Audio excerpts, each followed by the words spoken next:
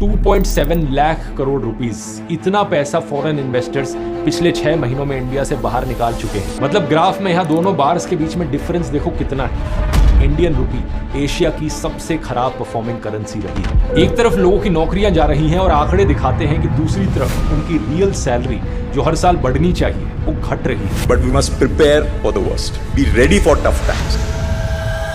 गुजरात के सूरत शहर में एक छोटे से घर में एक पिता अपनी 2 बेटियों को समझा रहा है कि अगले महीने से उनका स्कूल बदल जाएगा।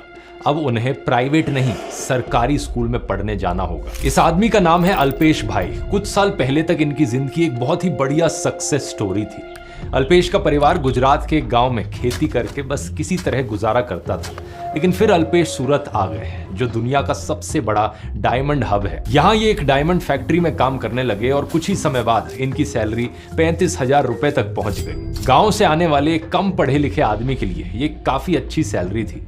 पहली बार अल्पेश की जिंदगी में फाइनेंशियल स्टेबिलिटी आई और उन्होंने अपनी दोनों बेटियों को एक इंग्लिश मीडियम प्राइवेट स्कूल में एडमिशन कराया। जो एजुकेशन उन्हें नहीं मिली, अल्पेश वो अपने बच्चों को देना चाहते थे, लेकिन फिर साल 2025 में सब कुछ बिखरने लगा। Tariffs imposed by the US have been catastrophic for India's diamond industry.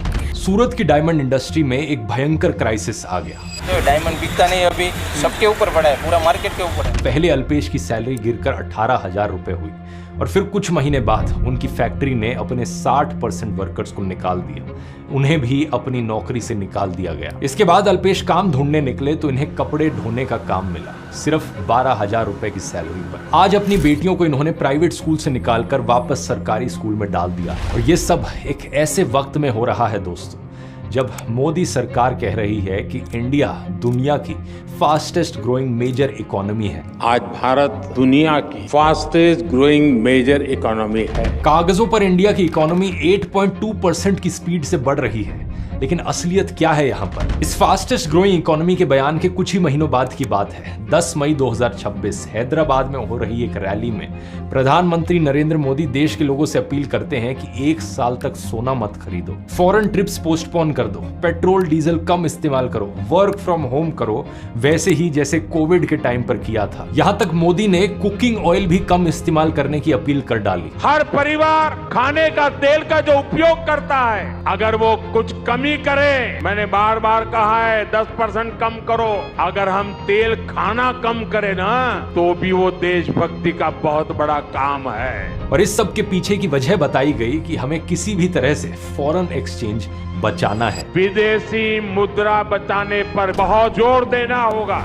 कोई भी इंसान इन दोनों खबरों को एक साथ रखकर देखेगा तो बड़ा कंफ्यूज महसूस करेगा। एक तरफ इंडिया की जीडीपी ग्रोथ बहुत ही बढ़िया बताई जा रही है, इंडिया को फास्टेस्ट ग्रोइंग इकोनॉमी बताया जा रहा है, और दूसरी तरफ देश के प्रधानमंत्री जनता से कुकिंग ऑयल बचाने की अपील कर रहे हैं। आइए समझते हैं जीडीपी और इकोनॉमी के पीछे के असली आंकड़े जो सरकार आपसे छुपा रही है। The Indian rupee has slipped to around 96 rupees per US dollar, making it the weakest Asian currency in 2026. मैं शासन में बैठा हूं, मुझे मालूम है इस प्रकार से रुपया इतनी तेजी से गिर नहीं सकता। देश जानना चाहता है प्रधानमंत्री जी, ऐसा क्या कारण है कि आज अकेला हिंदुस्तान का रुपया डॉलर के मुकाबले गिरता ही चला गया और क्यों चला? नमस्कार दोस्तों, 29 अगस्त 2025 इंडिया के जीडीपी नंबर्स पब्लिक किए जाते हैं। अप्रैल से जून 2025 के क्वार्टर में जीडीपी 7.8% के रेट से ग्रो करता है। यह आरबीआई के अपने फोरकास्ट से भी 1.3% ज्यादा था। नंबर्स काफी अच्छे लग रहे थे। क्रेडिट रेटिंग एजेंसी फिच ने भी इंडिया की एनुअल ग्रोथ रेट को लेकर अपना फोरकास्ट 6.5% से अपग्रेड करके 6.9% कर दिया। लेकिन ठीक इसी हफ्ते ministry of statistics and programme implementation चुपचाप एक रिपोर्ट रिलीज करती है। इस रिपोर्ट में पहली बार सरकार ने इनफॉर्मल सेक्टर का क्वार्टरली डेटा पब्लिश किया और इसमें जो लिखा था वो जीडीपी ग्रोथ की पूरी कहानी पर सवाल खड़े करता है। इस रिपोर्ट के मुताबिक अप्रैल से जून 2025 के जिस क्वार्टर में जीडीपी 7.8% बढ़ा था, उसी क्वार्टर में इंडिया के इनफॉर्मल मैन्युफैक्चरिंग सेक्टर में नौकरियां 9.3% कम हुई थी। पूरे इनफॉर्मल सेक्टर में नौकरियां 13.13 करोड़ से गिरकर 12.86 करोड़ पर रह गई।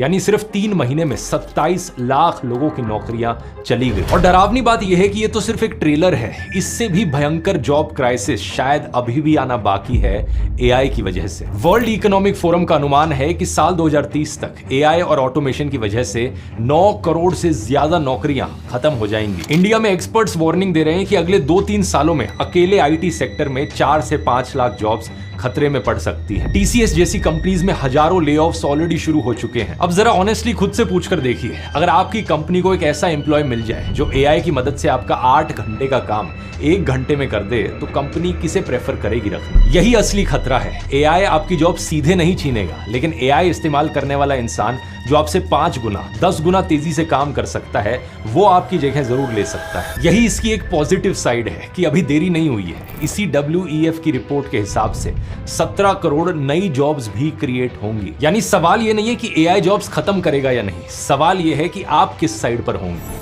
और इसीलिए दोस्तों मैंने बनाई एआई मास्टर क्लास, इस जमाने की सबसे इंपॉर्टेंट टेक्नोलॉजी में आपको अपस्किल करने के लिए। ये 3 घंटे की लाइव क्लास है जहां मैं पर्सनली लाइव आकर आपको 30 सबसे इंपॉर्टेंट एआई टूल्स सिखाऊंगा। इसमें एआई से रिसर्च करना, रिपोर्ट्स बनाना, प्रेजेंटेशंस बनाना, फोटोज बनाना, वीडियोस बनाना, गाने बनाना, इवन वेबसाइट्स बनाना तक सिखाया जाएगा। ये पूरी तरीके से बिगिनर फ्रेंडली है, आपका कोई टेक्निकल बैकग्राउंड होने की जरूरत नहीं है और 1 लाख से ज्यादा लोग अभी तक इसे अटेंड कर चुके हैं। पिछली क्लास में 80% से ज्यादा लोगों ने कहा था कि जितना उन्होंने एक्सपेक्ट किया था उसके अबव एंड बियॉन्ड उन्होंने बहुत कुछ सीखा। अगला सेशन इसका 26 जुलाई को होने जा रहा है और अगर उस डेट और टाइम पर आप एग्जैक्टली अवेलेबल नहीं हो तो आप इसकी रिकॉर्डिंग भी देख सकते हो अगले 7 दिनों तक। कॉस्ट सिर्फ 2 मूवी टिकटों जितनी है, तो अभी जाकर आप ज्वाइन कर सकते हो, लिंक डिस्क्रिप्शन में मिल जाएगा, या फिर इस QR कोड को भी स्कैन कर सकते हो। और याद रखना, एआई सीखना आप आज पोस्टपोन कर सकते हो, लेकिन दुनिया एआई को एडॉप्ट करना पोस्टपोन नहीं करेगी। अब अपने टॉपिक पर वापस आए तो सवाल यह है कि अगर लाखों लोगों की नौकरियां खत्म हो रही हैं, उनके पास पैसे नहीं है खर्च करने को,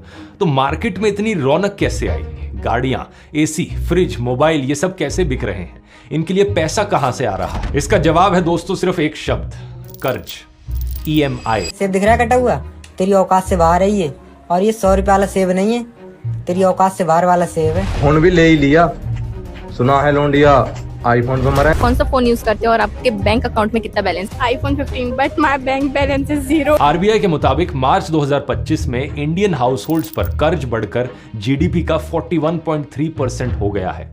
2021 में यह नंबर लगभग 36% पर था। अब इस नंबर को आइसोलेशन में देखोगे, कर्ज अपने आप में बुरा नहीं होता अगर वो घर या बिजनेस को बनाने के लिए लिया जाए, लेकिन यहां पर कहानी उल्टी थी। RBI के ही डेटा के मुताबिक इस कर्ज में सबसे बड़ा 55.3% हिस्सा नॉन हाउसिंग रिटेल लोन्स का है, जैसे कि personal loans, credit card EMIs और व्हीकल और AC, टीवी, फ्रिज जैसी चीजें खरीदने के लिए। यानी लोग सिर्फ अपनी जरूरतों को पूरा करने के लिए पहले से ज्यादा कर्ज ले रहे हैं। उनकी रोजमर्रा की जिंदगी ही उधार पर चल रही है। लोग टैक्स भरते हैं, सेविंग्स करते हैं, क्रेडिट कार्ड से रोज का खर्चा निकालते हैं, ब्याज पे पैसा उठाते हैं, फिर वो पैसा वापस करने के लिए ब्याज पे और पैसा उठाते हैं। और ऐसा नहीं है कि लोग फिजूल का खर्चा कर रहे हैं, लोगों पर डबल मार पड़ी हुई है। एक तरफ लोगों की नौकरियां जा रही हैं और आंकड़े दिखाते हैं कि दूसरी तरफ उनकी रियल सैलरी जो हर साल बढ़नी चाहिए वो घट रही है। इंटरनेशनल लेबर ऑर्गेनाइजेशन के मुताबिक 2012 में एक रेगुलर सैलरीड वर्कर की एवरेज इन्फ्लेशन एडजस्टेड सैलरी 12,100 रुपए थी। ये 2022 में घटकर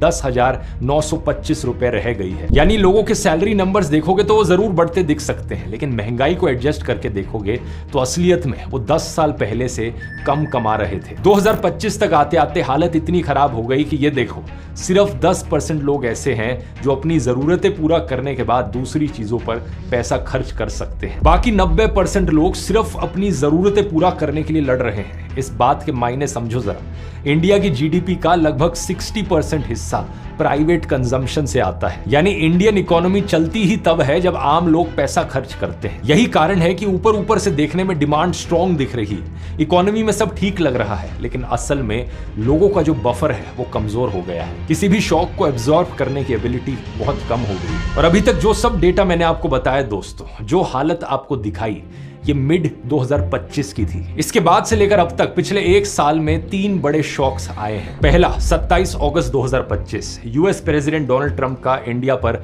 50% टैरिफ लागू करना। इसमें से 25% जवाबी टैरिफ था और 25% रशियन ऑयल खरीदने पर पनिशमेंट थी। ये इंडियन इकोनॉमी के लिए बड़ा झटका इसलिए था क्योंकि यूएस इंडिया के सबसे बड़े ट्रेडिंग पार्टनर्स में से एक है। Think tank global trade research initiative ने अनुमान लगाया है कि टैरिफ्स के बाद इंडिया के यूएस एक्सपोर्ट्स 86.5 बिलियन डॉलर से गिरकर करीब 50 बिलियन डॉलर्स तक रह जाएंगे और टेक्सटाइल्स, जेम्स और ज्वेलरी, श्रिम्प जैसे सेक्टर्स में 70% तक की गिरावट होगी, जिससे लाखों नौकरियां खतरे में आ जाएंगी। इन टैरिफ्स के बाद 2025 में इंडिया का स्टॉक मार्केट डेवलपिंग कंट्रीज में दुनिया का सबसे खराब परफॉर्मर रहा और रिकॉर्ड संख्या में फॉरेन इन्वेस्टमेंट